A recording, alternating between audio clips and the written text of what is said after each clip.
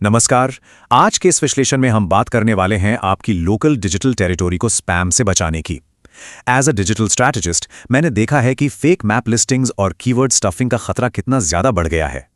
ये स्कैमर्स न सिर्फ लेजिटिमेट बिजनेसेस के कॉल्स चुरा रहे हैं, बल्कि उनका हार्ड अर्न्ड रेवेन्यू भी ले जा रहे हैं। तो इस स्थिति में अपने पास एक सॉलिड डिफेंसिव प्लेबुक होना बिल्कुल अनिवार्य है। चलिए समझते हैं कि इस ऑनलाइन क्षेत्र की रक्षा कैसे की जा सकती है। ओके, तो चलिए सीधे इस पर आते हैं। गूगल के 2024 ट्रांसपेरेंसी रिपोर्ट ने एक बहुत ही चौंकाने वाली सच्चाई सामने रखी है। ये जो धोखाधड़ी वाली लिस्टिंग्स होती है ना, ये हर साल लाखों कस्टमर इंटरैक्शंस चुरा लेती हैं। मतलब ये कोई छोटी मोटी परेशानी नहीं है, ये एक हाई स्टेक्स रियलिटी है जहां फेक मैप लिस्टिंग्स एक्टिवली उन ईमानदार ब्रांड्स का रेवेन्यू चुरा रही हैं जिन्होंने मेहनत से अपनी पहचान बनाई है। इन स्पैमर्स को रोकना अब बिजनेस सर्वाइवल का सवाल बन गया है। लेकिन चलिए, एक अच्छी खबर भी है। अगर आप सही एक्शन लेते हैं तो इसका असर बहुत तेजी से दिखता है। ज्यादातर फॉर्मल रिड्रेसल केसेस, यानी जब आप ऑफिशियल शिकायत करते हैं तो प्लेटफॉर्म उन्हें लगभग 3 बिजनेस डेज के अंदर रिव्यू कर लेता है। बस 3 दिन। इसका सीधा मतलब है कि अगर कंप्लेंट ठीक तरीके से फाइल की जाए तो नतीजे तेजी से मिलते हैं और आप इस नुकसान को तुरंत रोक सकते हैं। तो आज के लिए हमारा स्ट्रेटेजिक प्लेबुक कुछ इस तरह से आगे बढ़ेगा। पहले हम मैप स्पैम के खतरे को समझेंगे, फिर देखेंगे कि इन फेक कंपेटिटर लिस्टिंग्स को पहचानते कैसे हैं, उसके बाद इनको रिपोर्ट और रिमूव करने का टैक्टिकल प्रोसेस, फर्जी रिव्यूज से निपटना और आखिर में अपनी खुद की बिजनेस प्रोफाइल को सेफ और कंप्लायंट रखना। शुरुआत करते हैं पहले सेक्शन से और समझते हैं इस लोकल मैप स्पैम के खतरे को। देखिए, ये एक ऐसी ओवरआर्चिंग प्रॉब्लम है जहां स्कैमर्स गोस्ट लिस्टिंग्स बनाकर लोकल मैप रिजल्ट्स को पूरी तरह क्लटर कर देते हैं। और ये फेक पिन्स सिर्फ यूजर्स को कंफ्यूज नहीं करते, ये कस्टमर्स को पूरी तरह से हाईजैक कर लेते हैं। सोचिए, जब सर्च रिजल्ट्स में फेक लिस्टिंग्स ऊपर आने लगती हैं तो असली और लेजिटिमेट बिजनेसेस बुरी तरह दब जाते हैं। ऐसे में एक बिजनेस ओनर पर एक दबाव बनता है कि वो अपनी विजिबिलिटी वापस पाने के लिए इन स्पैमर्स के खिलाफ फाइट बैक करे। अब बढ़ते हैं अपने दूसरे हिस्से की तरफ, जहां हमारा ऑफेंसिव स्ट्रैटेजी शुरू होता है, फेक कंपेटिटर लिस्टिंग्स को पहचानना।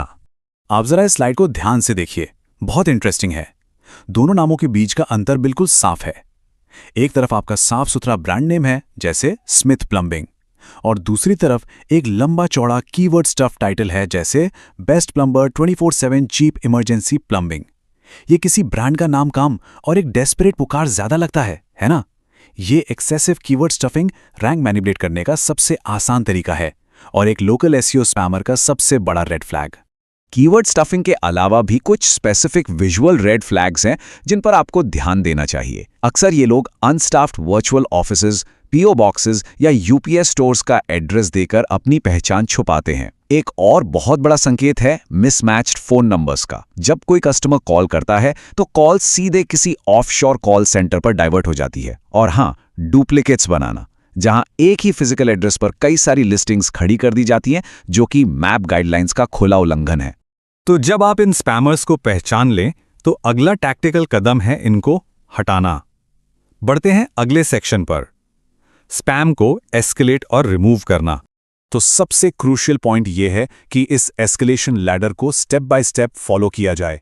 शुरुआत हमेशा एक क्विक फिक्स से होती है, यानी सजेस्ट एंड एडिट फीचर का इस्तेमाल करके गलत नाम या डिटेल्स को ठीक करना।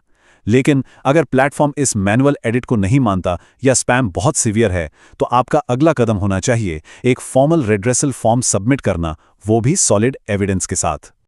और एक बात को हाईलाइट करना चाहूंगा, जब आप रीड्रेसल फॉर्म सबमिट करते हैं तो आपके सबूतों की क्वालिटी ही सब कुछ है।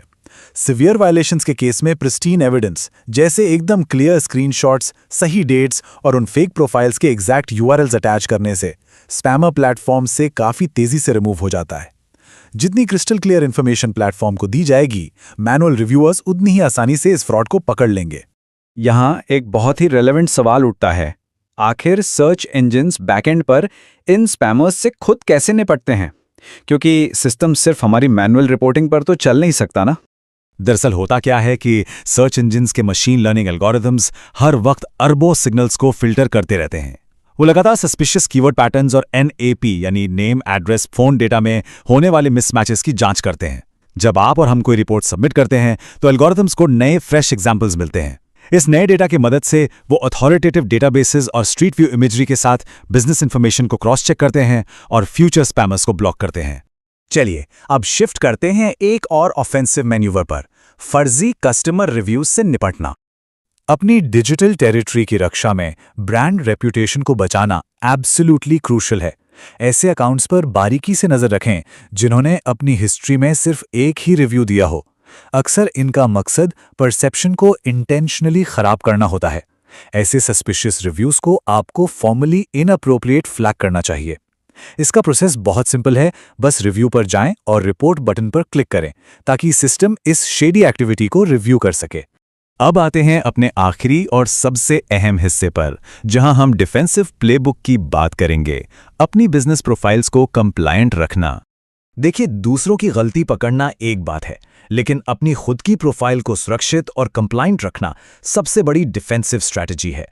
ऑटोमेटेड स्वीप्स और मैनुअल सस्पेंशन से बचने के लिए आपको कुछ स्ट्रिक्ट प्लेटफॉर्म रूल्स फॉलो करने होते हैं, जैसे कि हमेशा रियल और स्टाफ्ड एड्रेसेस का इस्तेमाल करें, वर्चुअल ऑफिसेस का नहीं। हर फिजिकल लोकेशन के लिए सिर्फ एक लिस्टिंग रखें, टाइटल में बेवजह कीवर्ड्स थुनसने से बचें और सबसे इंपॉर्टेंट, अपनी प्रोफाइल को फिट रखने के लिए क्वार्टरली ऑडिट्स जरूर करें। इस मामले में एक बहुत खास नियम सोलो प्रैक्टिशनर्स जैसे लॉयर्स या डॉक्टर्स पर लागू होता है। उन्हें हमेशा एक ही प्रोफाइल मेंटेन करनी चाहिए। अगर आप एक प्रैक्टिशनर के तौर पर और अपनी प्रैक्टिस के लिए अलग-अलग लिस्टिंग्स बनाते हैं, तो ये easily self inflicted duplication penalty का कारण बन सकता है, जो सीधे तौर पर प्लेटफॉर्म की गाइडलाइंस का उल्लंघन है। लेकिन मान लीजिए, अगर कभी गलती से आपकी प्रोफाइल सस्पेंड हो ही जाए, तो ज्यादा परेशान होने की जरूरत नहीं है। ये 3 स्टेप्स का क्विक रोड मैप है आपके लिए। सबसे पहले अपनी प्रोफाइल का ऑडिट करके उसको गाइडलाइंस के हिसाब से ठीक करें। फिर सॉलिड प्रूफ्स जैसे कि स्टोर फ्रंट की क्लियर तस्वीरें और यूटिलिटी बिल्स इकट्ठा करें। और आखिर में इन सबूतों के साथ अपनी रीइंस्टेटमेंट रिक्वेस्ट सबमिट कर दें। सही डॉक्यूमेंट्स के साथ ऐसी अपील्स कुछ ही दिनों में क्लियर हो जाती हैं। और ये ब्रिलियंटली दर्शाता है कि प्रोएक्टिव होकर मैप स्पैम से लड़ने का आंतरिक असर क्या होता है। जब आप अपनी डिजिटल टेरिटरी को लगातार डिफेंड करते हैं, तो न सिर्फ आप वो रेवेन्यू वापस पाते हैं जो चुरा लिया गया था, बल्कि ये लेजिटिमेट लोकल बिजनेसेस के बीच फेयर कंपटीशन और एक भरोसेमंद डिजिटल इकोसिस्टम बनाने में मदद करता है। सिंपली पुट, यह सबके लिए प्लेइंग फील्ड को लेवल कर देता है। अब इस विश्लेषण को खत्म करते हुए मैं आपके सामने एक प्रोवोकेटिव सवाल छोड़ना चाहता हूं। जरा सोचिए, अगर कल सुबह किसी स्कैमर कॉम्पिटिटर की डिसेप्टिव स्पैम लिस्टिंग अचानक गायब हो जाए, तो कितना फाइनेंशियल रेवेन्यू इंस्टेंटली उन लेजिटिमेट बिजनेसेस के पास वापस आएगा जिनके वो असल हकदार हैं। मैप इकोसिस्टम को क्लीन रखना सिर्फ नियमों का पालन करना नहीं है, ये सीधे तौर पर आपकी ब्रांड की ग्रोथ और फाइनेंशियल प्रोटेक्शन का हिस्सा है। इसलिए विजिलेंट रहिए और अपनी डिजिटल टेरिटरी की रक्षा करें।